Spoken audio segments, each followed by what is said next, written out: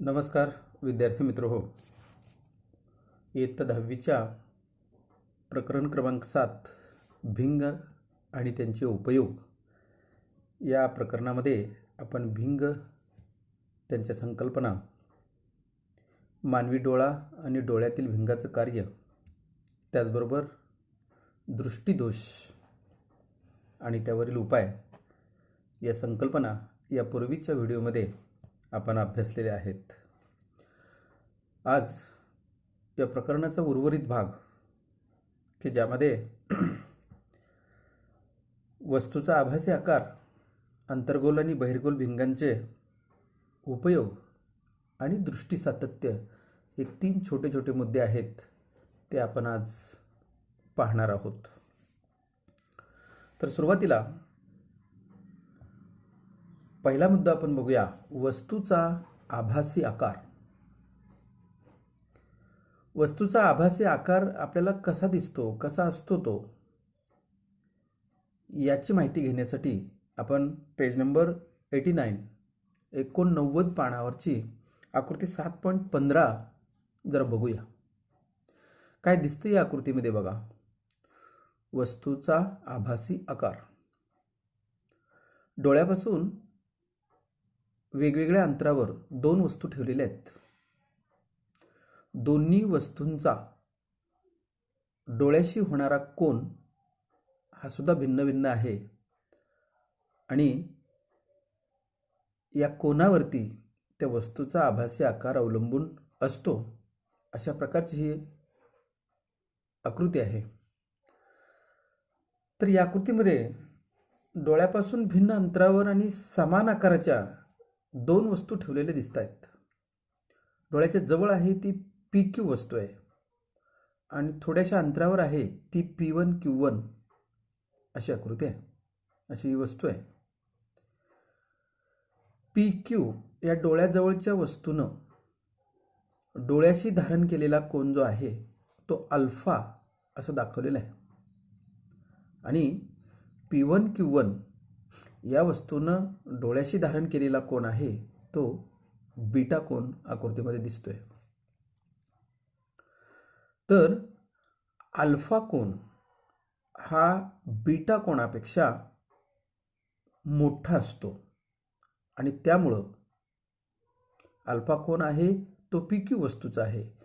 PQ वस्तू ही डोळ्याच्या जवळ आहे, त्यामुळं डोळ्याजवळ असलेली PQ ही वस्तू P1 Q1 या वस्तूपेक्षा मोठी दिसते. म्हणजेच डोळ्याला दिसलेला वस्तूचा आभासी आकार हा वस्तूनं डोळ्याशी धारण केलेल्या कोनावर अवलंबून असतो. जेवढा कोन मोठा तेवढी वस्तू आपल्या डोळ्याला मोठी दिसते. आता यावरती 2 प्रश्न असे आहेत, जरा डोके चालवा. यामध्ये 2 प्रश्न आहेत, बघूया. छोटी वस्तू स्पष्टपणे दिसण्यासाठी आपण ती डोळ्याजवळ का आणतो? छोटी वस्तू असेल आणि ती स्पष्टपणे नीटपणे आपल्याला दिसायची असेल तर ती आपण जवळ जवळ जवळ डोळ्याचे घेतो. जवळ घेण्याने काय होतो तर त्या वस्तूचा आभासी आकार वाढत जातो, त्याचा जो डोळ्याशी धारण केलेला कोन आहे तो वाढत जातो आणि त्यामुळे ती वस्तू आपल्याला स्पष्ट दिसते. म्हणून आपण ती डोळ्याजवळ आणतो, मग ती आपल्याला स्पष्ट दिसते. पण यालाही काही मर्यादा आहेत. एखादी वस्तू डोळ्याजवळ किती अंतरापर्यंत आणायला पाहिजे? डोळ्याचा निकट बिंदू किती आहे हे मागच्या वेळा आपण बघितलं. त्यावर आधारित दुसरा प्रश्न आहे, एखादी वस्तू डोळ्याजवळ 25 सेंटीमीटर अंतरापेक्षा कमी अंतरावर आणल्यास वस्तूने डोळ्याशी केलेला कोन वाढून सुद्धा वस्तू आपल्याला अस्पष्ट का दिसतात? 25 सेंटीमीटर अंतर हे डोळ्याचं निकटतम बिंदू आहे. एवढ्या अंतरापेक्षा कमी अंतर जरी असलं, डोळ्याचा कोन जरी वाढत असला तरी डोळ्यातील भिंगाचं नाभीय अंतर हे विशिष्ट अंतरापर्यंतच आपल्याला कमी करण्याची सोय मानवी डोळ्यामध्ये असते. ते विशिष्ट अंतरापेक्षा कमी केलं तरी सुद्धा डोळ्याचा आभासी आकार वाढून सुद्धा ते आपल्याला स्पष्ट दिसत नाही. हा झाला पहिला मुद्दा. त्याच्यानंतर जाऊया दुसऱ्या मुद्द्याकडं. दुसरा मुद्दा आहे आपला आजचा अंतर्गोल भिंगाचे उपयोग. आता अंतर्गोल भिंग कुठं कुठं वापरलं जातं?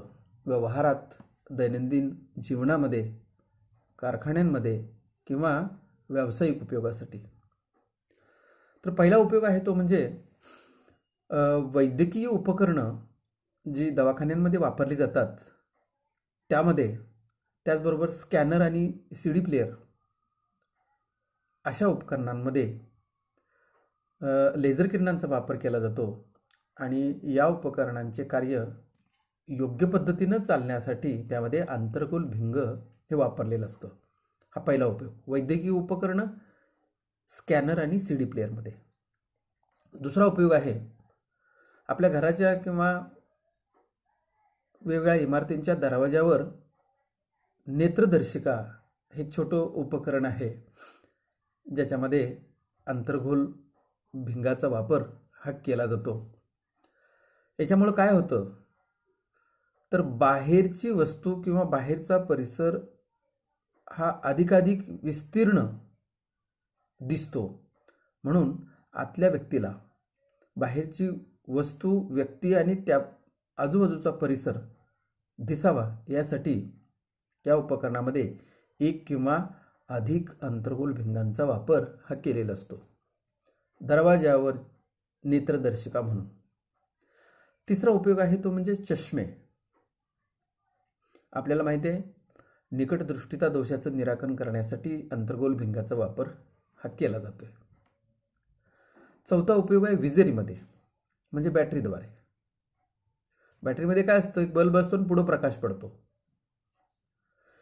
या बॅटरीमधल्या, या विजेरीमधल्या बल्बद्वारा निर्माण झालेला प्रकाश हा पुढच्या दिशेनं विस्तृतपणे विखुरण्यासाठी अंतर्गोल भिंगाचा त्यामध्ये उपयोग केलेला असतोय. पुढचा उपयोग आहे तो म्हणजे या अंतर्गोल भिंगाचा उपयोग कॅमेरा, दुर्बीण आणि दूरदर्शी या उपकरणामध्ये केला जातो. या उपकरणांमध्ये मिळणाऱ्या प्रतिमांचा दर्जा हा उत्तम मिळवण्यासाठी या उपकरणांमध्ये नेत्रभिंगाच्या पुढे नेत्रभिंगामध्ये अंतर्गोल भिंगाचा उपयोग हा त्या ठिकाणी केलेला असतोय. तर हे अंतर्गोल भिंग त्यांचे उपयोग. आता बहिर्गोल भिंगाचे उपयोग बघूया. बहिर्गोल भिंगामध्ये साधारणपणे आपल्याला साधा सूक्ष्मदर्शक, संयुक्त सूक्ष्मदर्शक, दूरदर्शी आणि दुर्बीण आणि काही प्रकाशी उपकरणं आहेत की ज्याच्यामध्ये बहिर्गोल भिंगांचा उपयोग केला जातो. एक एक करून बघूया. पहिल्यांदा साधा सूक्ष्मदर्शक, ज्याला सिंपल मायक्रोस्कोप आपण म्हणतो, प्रयोगशाळेत वापरतो. हा साधा सूक्ष्मदर्शक म्हणजे काय, काय असतं त्याच्यामध्ये? तर कमी नाभी अंतराच्या बहिर्गोल भिंगानं एखाद्या वस्तूची प्रतिमा ही मोठी, म्हणजे त्या वस्तूपेक्षा मोठी, आभासी आणि सुलट तयार होते असं उपकरण म्हणजे तो साधा सूक्ष्मदर्शक. या साध्या सूक्ष्मदर्शकाला आणखी एक नाव आहे, ते म्हणजे विशालक म्हणजे मॅग्निफाईंग ग्लास. हा फक्त त्या वस्तूला काही प्रमाणातच मोठी दाखवतो. काही प्रमाणात म्हणजे किती? तर वस्तूची 20 पट मोठी प्रतिमा फक्त यामध्ये आपल्याला मिळवता येते. आणि म्हणून घड्याळ दुरुस्त करणारे जे रिपेअरर असतात ते एका डोळ्याला हा साधा सूक्ष्मदर्शक, साधा बहिर्गोल भिंग असलेला छोटा साधा सूक्ष्मदर्शक डोळ्याला लावतात, किंवा रत्नांची पारख करण्यासाठी, किंवा मेडिकलमध्ये लहान अक्षरं औषधावरची पाकिटांवरची पाहण्यासाठी त्या ठिकाणी या बहिर्गोलभिंगाचा उपयोग हा केला जातोय. इथं साधारण रचना आपण बघू शकतो आकृतीमध्ये. आकृती 7.16 बघा. वस्तू भिंगाच्या जवळ असेल आणि वस्तू भिंगाच्या नाभीवर असताना डोळ्यातून, आता पहिल्या आकृतीमध्ये काय दिसते बघा, वस्तू ही मुख्य नाभीच्या आतमध्ये ठेवली आहे, त्यावेळेला तिची वस्तूची प्रतिमा त्याच बाजूला, पण ती आभासी दिसते. PQ या वस्तूची प्रतिमा P1 Q1 अशी साधारण त्याच्यामध्ये दिसते. आणि वस्तू भिंगाच्या नाभीवर जर ठेवली तर तिची प्रतिमा ही लांबपर्यंत या ठिकाणी ही बरोबर F वरती ठेवलेली आहे. म्हणजे वस्तू ही याची प्रतिमा सुलट आणि आपल्याला या ठिकाणी मोठी दिसते. यानंतर बघूया दुसरा उपयोग बहिर्गोलभिंगाचा, तो म्हणजे संयुक्त सूक्ष्मदर्शक.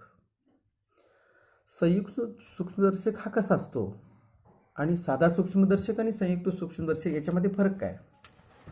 तर साधा सूक्ष्मदर्शक हा केवळ 20 पट वस्तूची मोठी प्रतिमा दाखवतो, परंतु काही वस्तू ज्या अतिसूक्ष्म असतात त्या वस्तूंचं निरीक्षण करण्यासाठी, त्यांचा अभ्यास करण्यासाठी संयुक्त सूक्ष्मदर्शीचा उपयोग हा केला जातो. मग मानवी रक्त किंवा रक्तातल्या रक्तकणिका, प्राणी आणि वनस्पती पेशी किंवा बॅक्टेरियासारखे सूक्ष्मजीव हे साध्या सूक्ष्मदर्शकानं पुरेशा प्रमाणामध्ये विचलित होत नाहीत. त्या वस्तू त्यांचा अभ्यास करण्यासाठी संयुक्त सूक्ष्मदर्शक हा वापरला जातो. संयुक्त सूक्ष्मदर्शक कसा असतो बघा. याच्यामध्ये नेत्रिका आणि पदार्थभिंग अशा 2 बहिर्गोल भिंगांचा उपयोग यामध्ये केलेला असतो. पदार्थभिंगाचा जो छेद आहे हा लहान असतो आणि त्याचं नाभी अंतर सुद्धा कमी असतं. आणि जी नेत्रिका आहे, डोळ्याजवळ असणारा जो भिंग आहे, त्याचा आकार मोठा असतो आणि त्याचं नाभी अंतर सुद्धा पहिल्या भिंगाशी तुलना केली पदार्थभिंगाशी तर ते नाभी अंतर जास्त असते. आणि 2 भिंगांचा एकत्रित परिणाम म्हणून याचं अधिक विशालन हे त्या ठिकाणी आपल्याला दिसते. तुम्ही आकृती बघा. संयुक्त सूक्ष्मदर्शक 7.17 आकृती. या आकृतीमध्ये आपल्याला 2 भिंग दिसत आहेत. अगदी डाव्या बाजूला पहिल्यांदा आपल्याला दिसतोय ती वस्तू लाल रंगाने दाखवली आहे. त्या वस्तूपासून निघणाऱ्या 2 किरणांचा विचार या ठिकाणी केला आहे आणि त्यापासून निघणारे 2 प्रकाश किरण हे बहिर्गोल भिंगावरती, पहिल्या भिंगावरती पडतात. हा भिंग छोटा आहे, नेत्रिकेच्या तुलनेत विचार केला तर हे छोटा आहे. आणि त्यातून अपवर्तित झालेले जे किरण आहेत ते ज्या ठिकाणी एकत्र येतात तिथं वस्तूची प्रतिमा मिळालेली दिसते, ती उलटी आहे.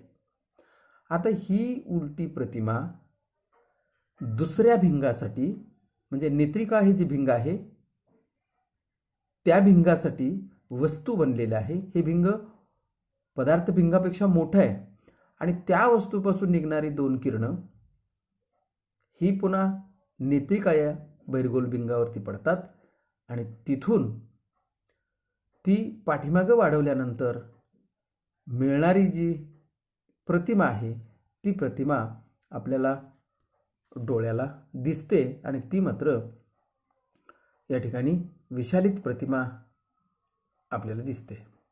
मग या आकृतीमध्ये वस्तूच्या प्रतिमेचं विशालन 2 टप्प्यात झालं. एका भिंगानं तयार केलेली जी प्रतिमा आहे ती दुसऱ्या भिंगासाठी वस्तू असते आणि दोन्ही भिंगांचे अक्ष एकाच सरळ रेषेत हे असतात. ही भिंग एका धातूच्या नलिकेमध्ये अशा रीतीनं बसवलेली असतात की त्यांच्यामधील अंतर बदलता येते आणि वस्तूचं विचलन हे प्रमाण कमी करून जास्त करून आपल्याला स्पष्ट अशी प्रतिमा दिसू शकते. तर हा कंपाऊंड मायक्रोस्कोप, संयुक्त सूक्ष्मदर्शक आणि बहिर्गोल भिंगाचा दुसरा उपयोग. तिसरा उपयोग आहे तो साधारण स्वयं अध्ययन करा असं सांगितलंय. अभ्यासक्रमातून आत्ताच्या थोडासा कमी केलाय, पण तरी सुद्धा आपण तो बघूया. तिसरा उपयोग आहे दूरदर्शी आणि दुर्बीण. दूरदर्शी किंवा दुर्बीण याला आपण टेलिस्कोप म्हणतो. कुठं वापरतात या?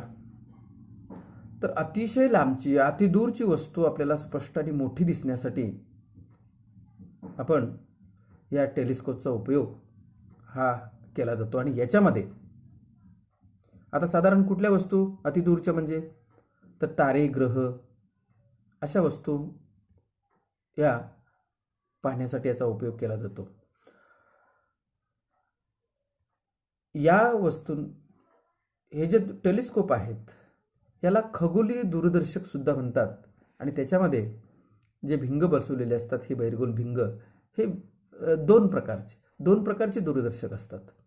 अपवर्तनीय दूरदर्शक की ज्याच्यामध्ये केवळ भिंगांचा उपयोग केला जातो, आणि दुसरा प्रकार आहे परावर्ती सूक्ष्मदर्शक की ज्याच्यामध्ये परावर्ती दूरदर्शक जो आहे याच्यामध्ये आरसा आणि भिंग यांचा वापर केलेला असतो.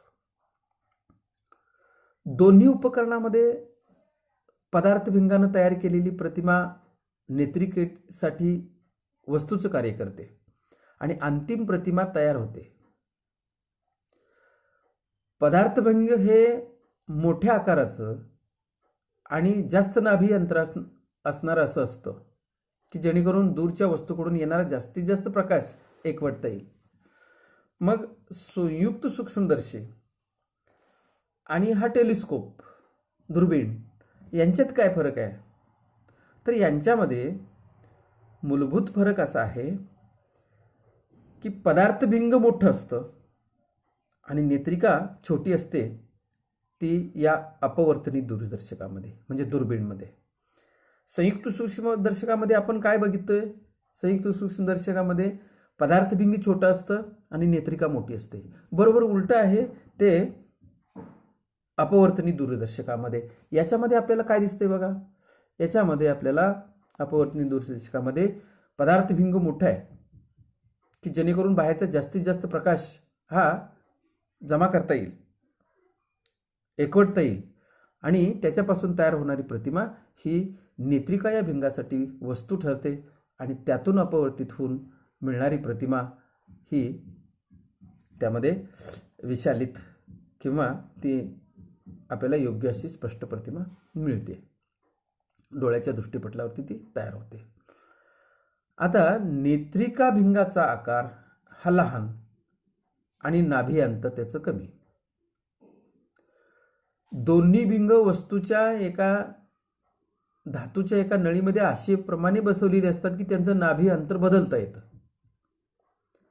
दोन्ही भिंगांचे अक्ष एका सरळ रेषेत असतात, त्यामुळे सामान्यपणे समान पदार्थ भिंग परंतु वेगळ्या नाभी अंतराच्या नेत्रिका वापरून दूरदर्शकाच्या साहाय्यानं विभिन्न अशा वेगवेगळ्या प्रकारचं असं विशालन या ठिकाणी मिळवता येऊ शकतं. आणि चौथा उपयोग आहे बहिर्गोल भिंगाचा, तो म्हणजे प्रकाशीय उपकरण. बहिर्गोल भिंगाचा जो उपयोग आहे वेगवेगळ्या प्रकाशीय उपकरणांसाठी यामध्ये सुद्धा केला जातो, ज्याच्यामध्ये आपण जो कॅमेरा वापरतो, कॅमेरा वर्गामध्ये किंवा इतर सिनेमागृहामध्ये आपण वापरणारा प्रोजेक्टर, वर्णपटदर्शक अशा वेगवेगळ्या उपकरणामध्ये, प्रकाशीय उपकरणामध्ये बहिर्गोल भिंगाचा उपयोग केला जातो. त्याचबरोबर बहिर्गोल भिंगाचा उपयोग दूरदृष्टिता या दोषाचं निराकरण करण्यासाठी सुद्धा चष्म्यांमध्ये उपयोग केला जातो. हे झाले बहिर्गोल भिंगाचे उपयोग. यावर आधारित परीक्षेच्या दृष्टीनं साधा सूक्ष्मदर्शक किंवा संयुक्त सूक्ष्मदर्शक यांचं कार्य हे परीक्षेमध्ये विचारलं तर आपल्याला योग्य पद्धतीनं लिहिता यावं यासाठी त्याचा अभ्यास चांगल्या पद्धतीनं करा. पुढचा आपला मुद्दा बघण्या अगोदर एक कृती आहे, ही कृती सांगितली तुम्हाला. त्याच्यामध्ये 2 कृती आहेत तशा. पहिल्यांदा बघूया पहिली कृती. जळती उदबत्ती हातात धरून ती वेगानं वर्तुळाकार फिरवा. जळती उदबत्ती, पेटलेली उदबत्ती जर हातात धरून ती आपण गोलाकार फिरवली तर आपल्याला एक लाल रंगाचं तांबड्या रंगाचं वर्तुळ तयार झाल्याचं दिसतंय. खरं तर ते वर्तुळ असत नाही, पण जळत्या उदबत्तीचा हात आपण गोलाकार अशा पद्धतीने फिरवला तर ते आपल्याला तो आभासी आकार दिसतो आणि तांबडं वर्तुळ दिसतं. त्यानंतर दुसरा कृतीतला प्रश्न आहे. एका पुठ्ठ्यावर एका बाजूला रिकामा पिंजरा आणि दुसऱ्या पुठ्ठ्याच्या बाजूला कोणत्याही पक्ष्याचं चित्र काढा आणि पुठ्ठा दोऱ्याच्या साह्यानं वरती अडकवायचा. दोऱ्याला पीळ देऊन तो सोडून द्या. काय आढळून आले आणि कशामुळे? जेव्हा पीळ असल्यामुळं पुठ्ठा फिरेल आणि तो फिरल्यामुळं एका बाजूला पुठ्ठ्याच्या पक्षी आहे, दुसऱ्या बाजूला पिंजरा आहे, तर पक्षी पिंजऱ्यात आहे असं आपल्याला दिसतं. हे कशामुळे दिसतं? तोच मुद्दा आपण खाली पाहणार आहे. दृष्टी सातत्य, परसिस्टन्स ऑफ विजन. काय दृष्टी सातत्य म्हणजे? तर वस्तूची प्रतिमा, कोणतीही वस्तू असेल तर त्या वस्तूची प्रतिमा आपल्याला डोळ्यातील नेत्रभिंगाद्वारे दृष्टीपटलावर तयार केली जाते आणि ते आपल्याला दिसते. वस्तू जोपर्यंत डोळ्यासमोर असते तोपर्यंत तिची प्रतिमा दृष्टीपटलावरती डोळ्याच्या असते. जर वस्तू डोळ्यासमोरून बाजूला केली तर वस्तूची प्रतिमा सुद्धा आपल्याला दिसेनाशी होते. मग आपल्या डोळ्याच्या बाबतीत जर विचार केला तर वस्तू डोळ्यापासून दूर केल्यानंतर सुद्धा 1/16 सेकंदापर्यंत त्या प्रतिमेचा आपल्या दृष्टीपटलावरती परिणाम तसाच राहतो काही काळ. आणि मग काही काळ दृष्टीपटलावरती ही संवेदना तशीच टिकून राहते. हा जो परिणाम आहे या परिणामाला म्हणतात दृष्टी सातत्य. मग दृष्टी सातत्य आपल्याला निसर्गामध्ये दैनंदिन व्यवहारामध्ये अनेक वेळा बघायला मिळतं. तर अशा दृष्टी सातत्य ती जे वर आपण 2 उदाहरणांमध्ये बघितलं, असं आणखी कोणती उदाहरणं आहेत तुम्ही सुद्धा ती शोधू शकता. जसं की जळती उदबत्ती आपण हातात धरून गोलगोल फिरवली तर लाल रंगाचं वर्तुळ दिसतं, किंवा एका बाजूला पुठ्ठ्यावरती पक्षी आहे आणि दुसऱ्या बाजूला पिंजरा आहे, पुठ्ठा फिरवला दोऱ्याला बांधून तर त्याच्यामध्ये आपल्याला पक्षी पिंजऱ्याचा असलेलं दिसतं. अशी आणखी काही उदाहरणं आहेत. तर आपल्याला जे TV आहे, दूरदर्शन संच, त्याच्यामध्ये सुद्धा अनेक प्रकारची छायाचित्र एकत्र केली आणि ती अशी ओढत नेली. सिनेमा, चलचित्रपट या दोन्हीमध्ये आपल्याला दृष्टी सातत्य असल्याचं दिसतं. दृष्टी सातत्यानंतर या प्रकरणाचा शेवटचा मुद्दा आहे की ज्याला रंगज्ञान म्हणतात. रंगाची जाण आपल्याला कशी होते? मग वेगवेगळ्या प्रकारचे 7 रंग आपण बघतोय. त्या रंगाची आपल्याला माहिती कशी मिळते? हा लाल रंग आहे, हा निळा रंग आहे, हा पांढरा रंग आहे, कशी मिळते? तर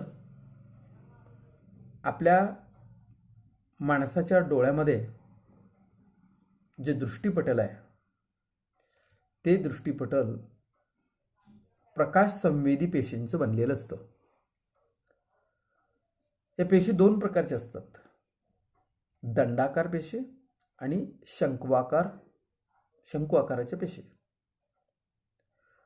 त्यामधल्या ज्या दंडाकार पेशी आहेत त्या प्रकाशाच्या तीव्रतेला प्रतिसाद देतात आणि मेंदूला प्रकाशाची जी तेजस्विता आहे किंवा प्रकाशाची अंधुकता आहे याची माहिती देतात. शंक्वाकार पेशी ज्या आहेत, शंकू आकाराच्या ज्या पेशी आहेत त्या रंगाला प्रतिसाद देतात. म्हणजे मानवी डोळ्यातील पाठीमागे असणारे जे दृष्टिपटल आहे ते दोन प्रकारच्या प्रकाशसंवेदी पेशींचं बनलेलं असतं, दंडाकार पेशी आणि शंकू आकार. दंडाकार पेशी जे आहेत ते प्रकाशाच्या तेजस्वी किंवा अंधुकतेची माहिती देतात आणि शंकू आकाराचे पेशी आहेत ते रंगांचं ज्ञान, रंगाला प्रतिसाद देतात आणि त्यामुळं आपल्याला प्रकाशाची तीव्रता किंवा रंग यांची माहिती ही मिळते. ही माहिती ते मेंदूला पुरवतात आणि मेंदू काय करतो, प्राप्त जी माहिती मिळालेली आहे त्या माहितीचं विश्लेषण करतो आणि वस्तूचं वास्तव चित्र काय आहे ते आपल्याला दिसतं. ह्या ज्या दंडाकार पेशी असतात त्या अंधुक प्रकाश सुद्धा याला सुद्धा प्रतिसाद देतात. त्यामुळं अंधारातली वस्तू सुद्धा थोडीफार का होईना आपल्याला दिसते. पण शंकू आकाराच्या ज्या पेशी आहेत या अंधुक प्रकाशामध्ये संवेदित नसतात, संवेदना देत नाही. त्या फक्त शंकू आकाराच्या पेशी फक्त तेजस्वी प्रकाशामध्येच प्रतिसाद देतात. त्यामुळं रंगाची जी संवेदना आहे, जाण आहे, ती फक्त आपल्याला तेजस्वी म्हणजे प्रखर प्रकाशातच होते. म्हणजे कसं, आपल्याला उजेड असतानाच रंग कळतो. प्रकाश अंधुक झाला किंवा अंधारात आपल्याला रंग कोणता आहे ते समजत नाही, रंगातील फरक ओळखता येत नाही. शंकू आकार जी पेशी आहे त्या पेशींना तांबड्या आणि हिरव्या रंगाच्या वेगवेगळ्या संवेदना असतात. जेव्हा तांबडा रंग डोळ्यावर पडतो तेव्हा तांबड्या रंगाला प्रतिसाद देणाऱ्या पेशींना इतर पेशींच्या मानाने जास्त उद्दीपित करतो, त्यामुळं तांबड्या रंगाची जाण होते. पण काही लोकांमध्ये विशिष्ट रंगांना प्रतिसाद देणाऱ्या शंकू आकार पेशींचा अभाव असतो, म्हणजे त्या नसतात. आणि ज्यांच्या शरीरामध्ये, ज्यांच्या डोळ्यातील दृष्टिपटलावरती अशा शंकू आकाराच्या पेशी नसतात त्या व्यक्ती रंग ओळखू शकत नाहीत किंवा वेगवेगळ्या रंगातील भेद त्यांना करता येत नाही. अशा व्यक्तींना म्हणतात रंगांध व्यक्ती, कलर ब्लाइंड पर्सन. रंगभेद न जाणण्याचा अपवाद वगळता त्यांना दृष्टी सामान्य असते. म्हणजे काय, त्यांच्या शरीरातील डोळ्यात या शंकू आकाराच्या पेशी नसतील तर केवळ त्यांना रंगज्ञान एवढंच नसतं, दोन रंगामधला फरक कळत नाही हा एवढाच भाग. पण त्यांच्या दृष्टीमध्ये आणखी कुठल्याही प्रकारचा दोष आढळत नाही. त्यांना जवळचं दिसतं, लांबचं दिसतं, सगळ्या प्रकारचे, प्रखर प्रकाशात दिसतं, अंधुक प्रकाशात दिसतं. फक्त रंगामधलं ज्ञान मात्र त्यांना असत नाही, कळत नाही. अशा तऱ्हेनं माणसाला रंगाची जाण जी आहे ते अशा पद्धतीनं होते. तर या ठिकाणी हे आपलं प्रकरण संपतंय. या प्रकरणाचा नीटपणे अभ्यास करा, 2दा 3दा 4दा याचं वाचन करा. वाचन करत असताना काही मुद्द्यांमध्ये अडचणी आल्या, शंका आल्या तर मला फोन करा आणि आपल्या शंकांचं निरसन करून घ्या. पुढील वेळेला आपण एका नव्या प्रकरणाची माहिती घेणार आहोत. धन्यवाद.